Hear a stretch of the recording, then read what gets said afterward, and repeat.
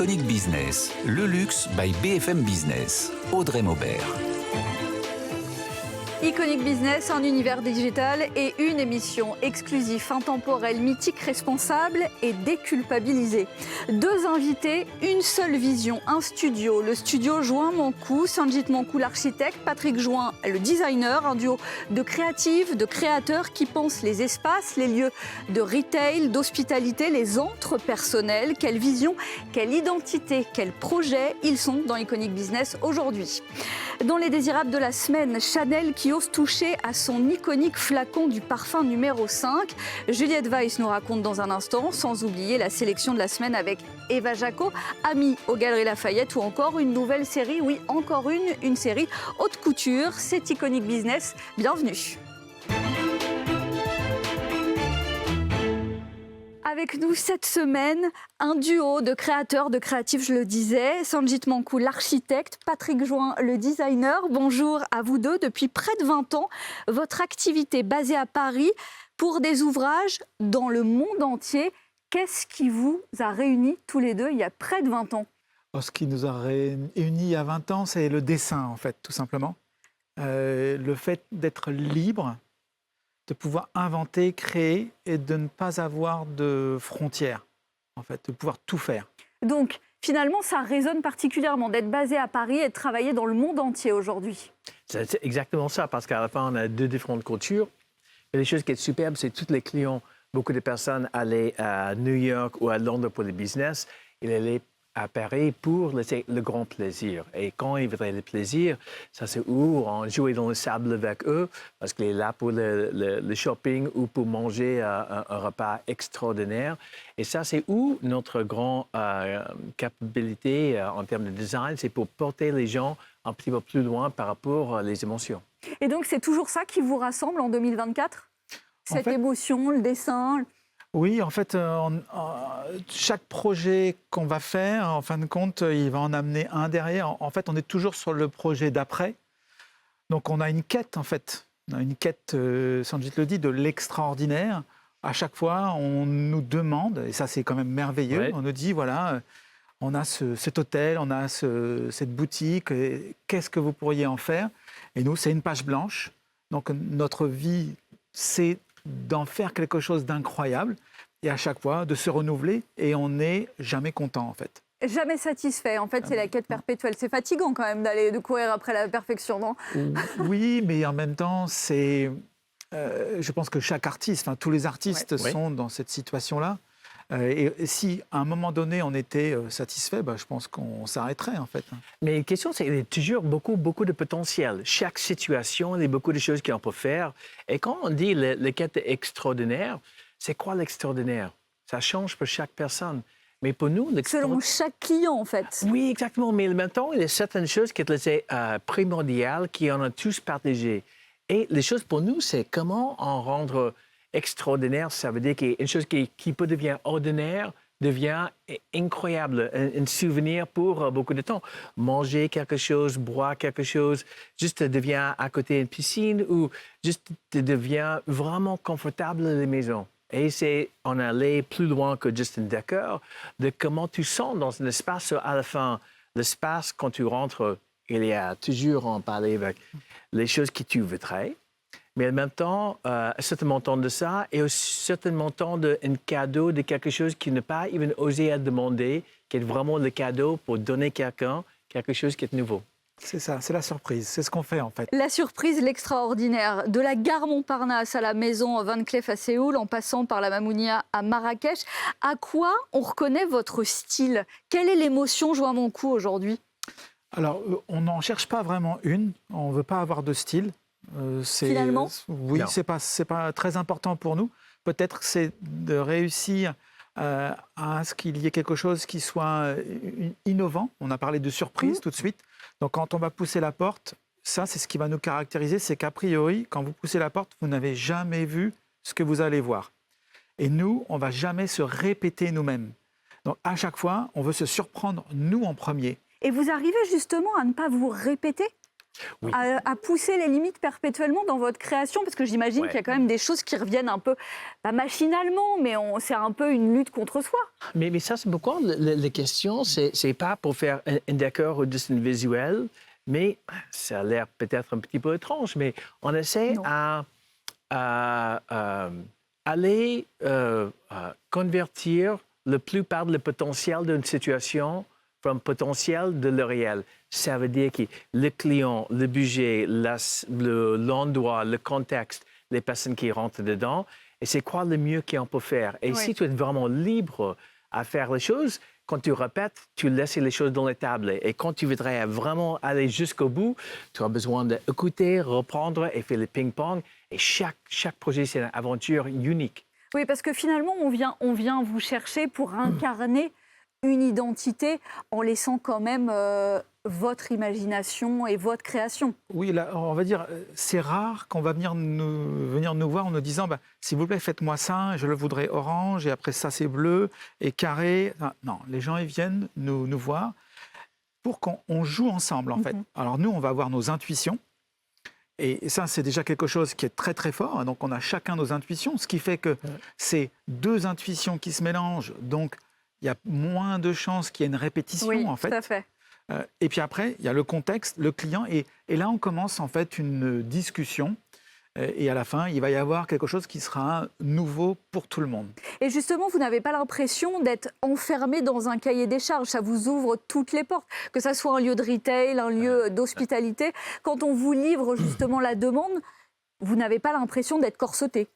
Alors là, on a une blague entre nous, en fait, hein, parce que pourquoi j'ai Sanjit, il redonné m'appelle le Houdini du design.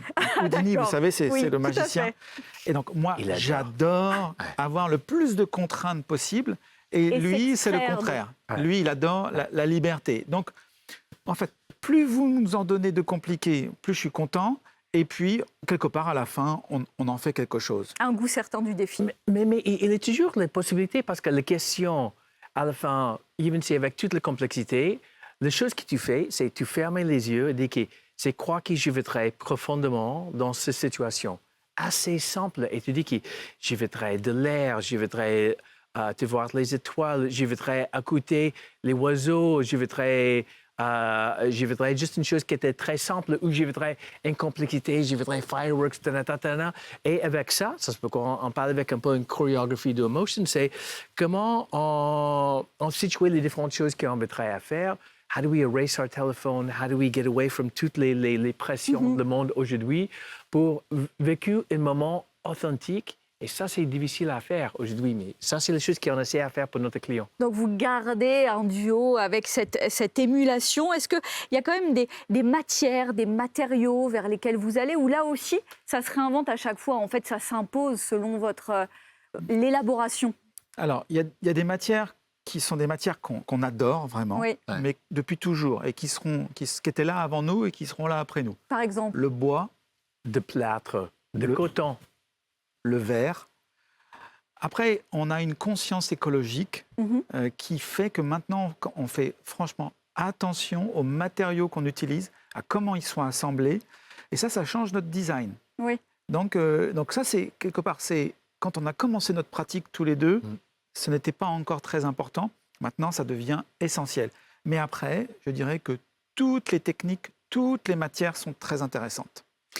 Avec ces projets, ces projets récents ou des projets marquants, notamment la Mamounia, un palace mythique de Marrakech, où là, vous avez réinventé l'espace, réinventé les lieux.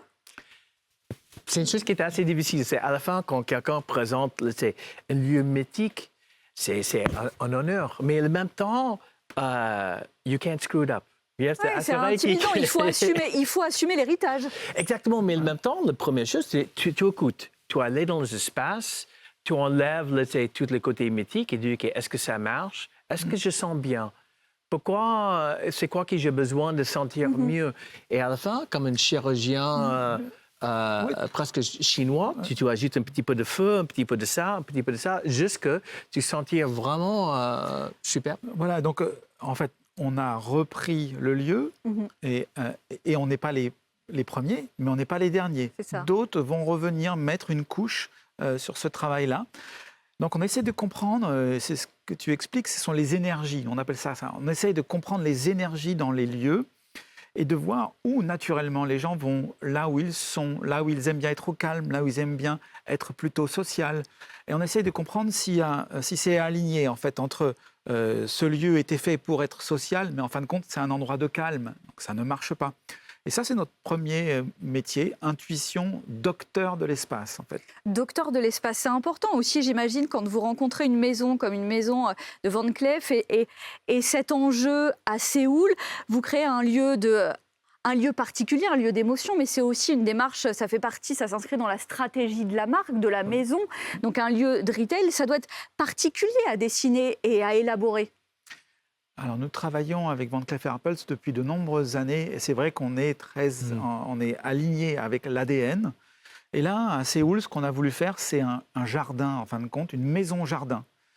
On ne sait plus ce qui est le dedans du dehors. Oui. Et on est en contact avec la beauté de la nature pour comprendre la joaillerie, en fin de compte, le travail de la marque. Le savoir-faire. Et ça, c'est un lieu qui est assez... c'est une chose qu'on fait de plus en plus, et on fait l'architecture, les intérieurs et bien sûr tous les objets. On travaille avec les gens locaux, soit les artisans ou soit ici, notre collaborateur qui est un paysagiste très, très renommé dans la culture, joué dans le sable. Et à la fin, le résultat de ça, c'est il n'est pas une frontière entre un domaine et un autre. Il est une chose très, très fluide pour un client et un peu amène les gens. On dit beaucoup de fois le Hansel and Gretel avec les petites choses comme ça. Et tu allais, il mis d'un endroit vers un autre glisser d'un endroit. espace à l'autre et être accompagné justement dans Exactement. Et ça, c'est où c'est pour faire les choses qui étaient ton première émotion, deuxième, un peu de mystère, then après, un reward, then une autre chose, then une chose qui est un peu plus curieux et on peut faire quelque chose qui est beaucoup plus fort. Jusqu'à aller dans des entres personnels, individuels, avec des commandes, notamment dans le nautisme. Là, vous allez dans un univers complètement différent ou c'est assez logique finalement pour vous? Alors oui, il y a forcément une montée en complexité, en raffinement, je dirais que c'est le mot qui est meilleur. Et il y a un moment donné, il y a quelqu'un qui ouvre un magazine ou qui regarde une émission comme la vôtre et qui voit quelque chose et qui se dit « Ah, ça me parle, j'ai envie de les contacter » et qu'on fasse un projet innovant parce que, voilà, moi je veux un yacht, mais tous les yachts qui existent ne me plaisent pas. Lequel. Et je veux le mien. Ouais. Et donc, je vais aller discuter avec eux et on va essayer de faire quelque chose qui est unique, qui est moi-même. Et quand c'est comme ça, on peut parler chiffres? On est sur des commandes de quel ordre? Il y a toujours les chiffres. Il est toujours. Mais la question, c'est à quoi tu voudrais investir? Ça veut dire qu'il y a beaucoup de fois avec un client, il y a un côté philosophique. Je voudrais investir jusque le bon montant. Et c'est quoi la valeur par rapport aux choses que je mets dedans? Et c'est quoi le bon montant? Alors, on dit en général qu'un yacht, c'est 1 million le mètre. Voilà. Mais là, on a été challengé et à chaque fois, comme Sanjit dit, on va faire un projet, mais ce projet, peut-être qu'il sera revendu. Et donc, il faut qu'il reste logique dans le marché, en fin de compte. Faut pas autrement, c'est complètement idiot comme investissement. Alors, j'aimerais aussi qu'on dise un mot de ce projet, celui de la Maison du Peuple. Oui. Alain Ducasse et sa Cité de la gastronomie, c'est un projet un peu particulier. Comment vous approchez justement? C'est une rénovation, un lieu qui existait. Comment on raconte cette nouvelle histoire avec cette fameuse Cité de la gastronomie aussi? Alors, Alain Ducasse, c'est passionné d'architecture, de design. Il aurait aimé être architecte ou designer. Et quand il a vu ce lieu inventé dans les années 30 par de très grands architectes, Lotz Baudouin, réalisé par Jean Prouvé, il a tout de suite été connecté avec ce lieu. Et donc, on le rénove avec un architecte du monument historique, Florent Richard et Alain-Charles Perrault, donc tous les deux qui sont des grands spécialistes. Et on fait un tandem ensemble pour rénover ce lieu et lui redonner une nouvelle vie. Donc, il était la Maison du Peuple, abandonnée depuis une trentaine d'années, sauf le marché. Et là, on va rénover dans les règles de l'art, en même temps lui redonner une nouvelle vie, mais la réouvrir, cette Maison du Peuple qui était fermée, la réouvrir et qu'on puisse tous les jours pouvoir ouvrir la porte aller prendre un café, aller visiter, aller regarder, même sans prendre un café. Il y a toujours une idée de transmission, en fait, dans votre travail. Il y a une idée peut-être de qualité de Oui. travail. Oui.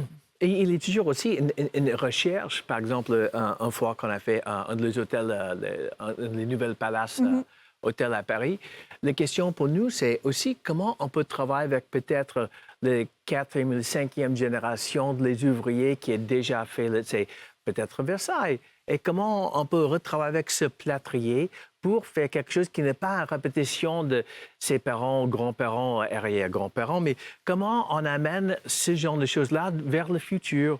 C'est quoi? Où est le futur? Et quand on allait dans le Louvre, on voit tellement de belles choses et des choses qui sont extraordinaires. Mais la question, c'est où est l'avenir? Où est notre espace pour faire les choses nous-mêmes? Sans il est tous fait par la machine ou l'ordinateur ou une chose comme ça. C'est à nous, en fin de compte, de prendre ces savoir-faire français qui sont extraordinaires et de les utiliser pour le futur. Donc voilà, et pas copier le passé, mais vraiment inventer le futur avec ces savoir-faire. Laissez votre trace. J'aimerais à chacun vous poser cette question. Est-ce qu'il y a un projet, une réalisation qui vous a marqué, que vous adorez et dont vous auriez aimé être l'auteur, le créateur et qui pourrait être une source d'inspiration? Oh là là, la liste est très grande. Donc, il y avait les termes de valse de Peter Zumthor, qui était un lieu extraordinaire, d'une simplicité incroyable. Moi, j'ai fait, à toi. Ah oui. J'ai piqué la sienne. Oui, en fait, c'est ça. Il est tellement de personnes, mais comment je peux dire? Je ne vais pas faire les espaces les autres, mais je voudrais écrire quelques livres, de Kundera, une chose comme ça, qui est assez incroyable, ou certaines pièces de musique de Bill Frisell ou autre chose comme ça. C'est plutôt ça qui amène quand tu as les pièces qui étaient de telle beauté je voudrais traduire ça avec notre propre moyenne. Et on est inspiré par... beaucoup de fois, quand on parle avec, OK, ça, c'est un espace comme David Bowie, il a lu ce livre-là, mais il jouait dans ce film-là avec un blablabla, et on fait ce mélange-là, et c'est ça qui est l'atmosphère qu'on voudrait évoquer dans un espace. Il est un peu plus polyvalent. On finira cette saison avec beaucoup d'inspiration, plein d'idées, des envies de création. Merci à vous deux. Merci Sanjit Manku, l'architecte donc, Patrick Join, le designer, et tous deux ce studio, le studio Join Manku. Merci d'avoir été dans Iconic Business. Tout de suite, Chanel réinvente le flacon de son mythique numéro 5. À suivre également la sélection de la semaine dans Les Désirables.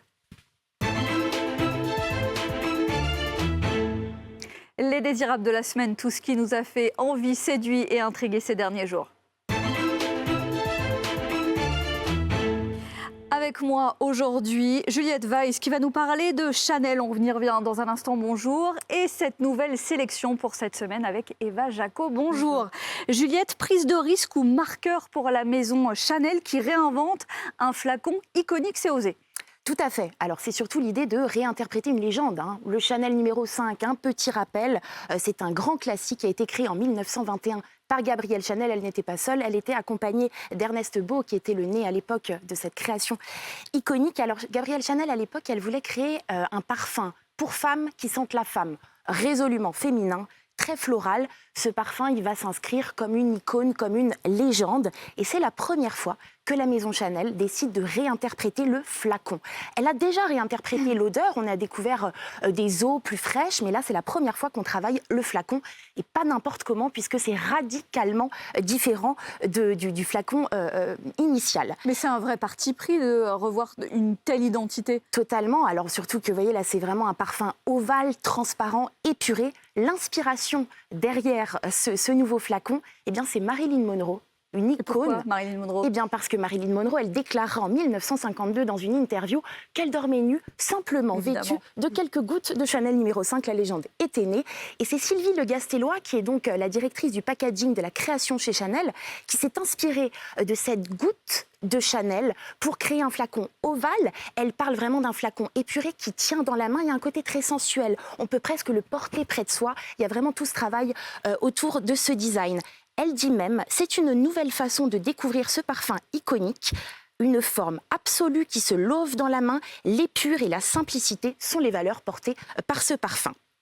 Est-ce que c'est l'occasion de parler à des nouvelles générations et peut-être au passage d'augmenter les prix C'est une façon de parler à la nouvelle génération. Ça, c'est une évidence. C'est une évidence et surtout que c'est l'objectif principal en ce moment des marques de luxe, de se réinventer à chaque fois.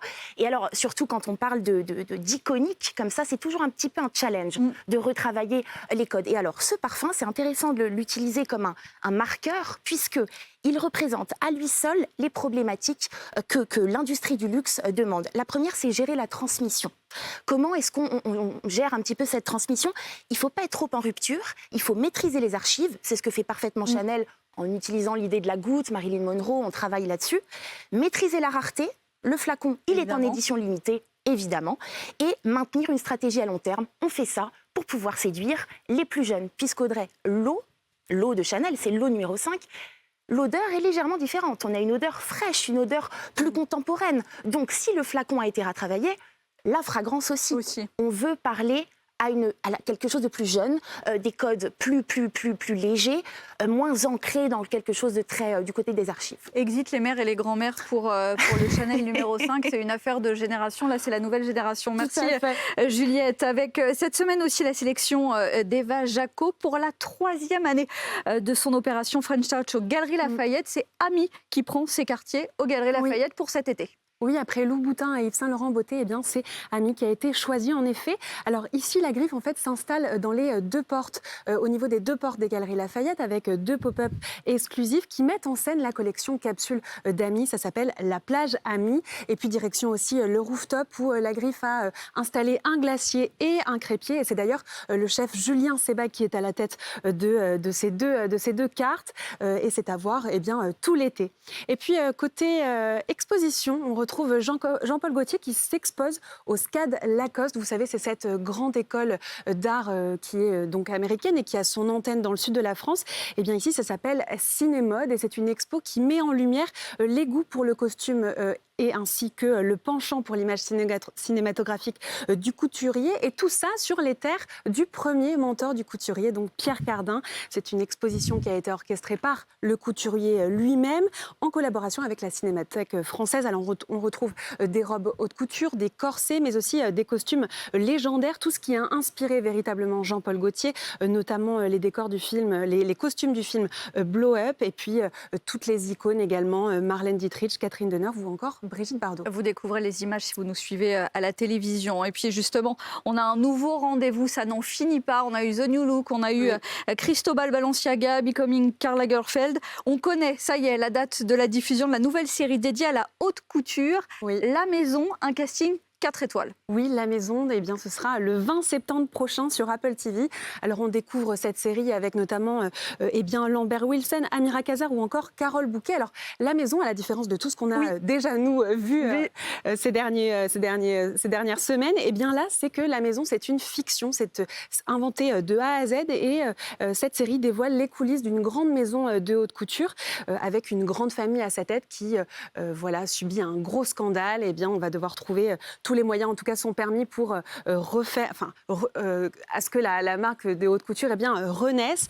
Donc, on a des luttes de pouvoir, des scandales, des robes luxueuses. Tout ça est réuni dans cette saison. Et c'est 10 épisodes qui durent environ 1 heure pour chacun. Tout ce qu'on adore. Et puis, dernière news, Eva Jospin s'invite au château de Versailles. L'artiste plasticienne qui est diplômée des Beaux-Arts de Paris, mais qui est aussi passée par la Villa Médicis de Rome, présente une chambre à soie. C'est une tapisserie vraiment XXL, des broderies qui se développent sur 350 mètres carrés de long. Cette œuvre, si elle vous parle, c'est normal. C'est parce qu'en fait, c'était le décor d'un défilé Dior haute couture 2021-2022. On l'avait d'ailleurs vu. On avait vu les images. Tout début d'Iconique, dans un reportage sur les décors au musée Rodin. Ici, cette broderie féerique a été conçue par notamment les artisans de l'atelier Chanakya en Inde. C'est une œuvre à découvrir jusqu'au 29 septembre. Merci Eva Jaco pour cette dernière sélection de la saison. Merci Juliette Weiss et puis ce Chanel numéro 5 est aussi à découvrir évidemment sur Iconic Business. Iconic Business, le luxe par BFM Business. Toutes les semaines à retrouver dès à présent sur l'appli et les réseaux sociaux. À retrouver d'ailleurs tout l'été sur BFM Business. Iconic Business, le luxe by BFM Business.